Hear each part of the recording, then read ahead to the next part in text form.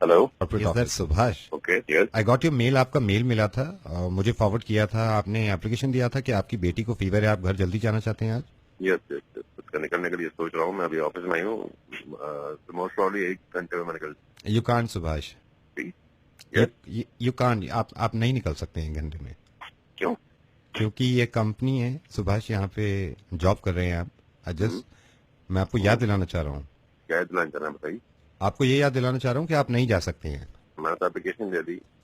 Application देने से कुछ नहीं होता, नहीं जा सकते। मैं अगर अजीब बात नहीं कर रहा हूँ। I just wanted to inform you. I just wanted to inform you that you cannot. नहीं, मेरी बात सुनिए। हाँ, मैं जो कमा रहा हूँ किसके लिए कमा रहा हूँ मैं? अजीब आदमी है आप। मैं एक तो आपको मेल डाला है, मैं चाहता था ऐसे चले जाता। मेरी बेटी बीमार है, आप कह रहे हैं आप मुझे उसके लिए फोन कर रहे हैं कि आप नहीं जा सकते, आप नहीं जा सकते। और कौन होगा ऐसा जो कि अपनी बेटी का फोन करना चाहे? बताइए आप। बेटी का क्या सुन के ना जाए? अरे बेटी की तबीयत खराब है यार। होते हैं ऐसे बहुत सारे लोग। तो कौन है वो लोग? फौजी हैं मिस्टर सुभाष, हमारे जवान हैं।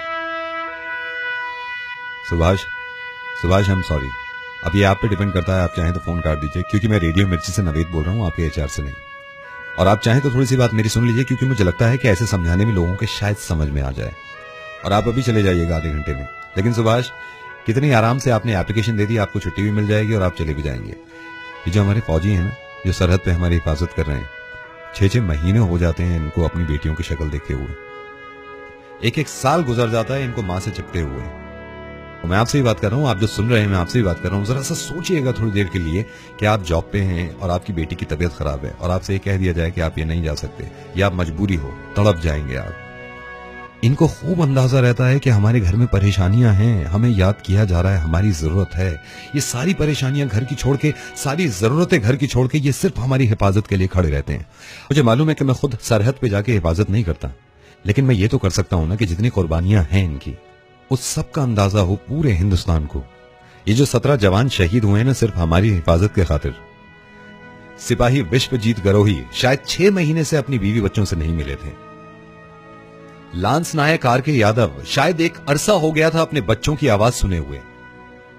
सूबेदार करनेल सिंह शायद अपने माँ बाप की आवाज सुने हुए इन्हें 5-5 महीने हो जाते होंगे। इसके बावजूद इन्होंने ये नहीं कहा कि मुझे छुट्टी चाहिए, मैं घर जाना चाहता हूं।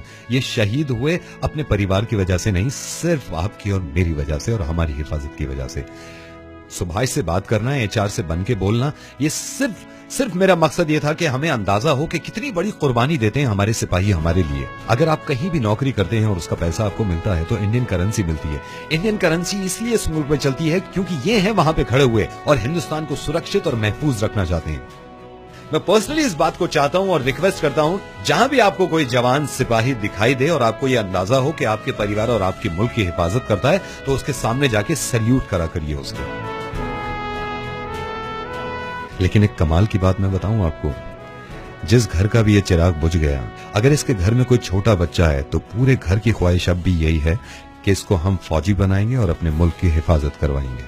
कुछ दिन पहले इतनी बहस चलती थी कि असल देशभक्त कौन है। असल देशभक्त मुसलमान है, हिंदू है, ईसाई है, सिख है। असल देशभक्त ये लोग हैं जिनकी वजह से हम आजादी से देशभक्ति के नारे लगा सकते हैं।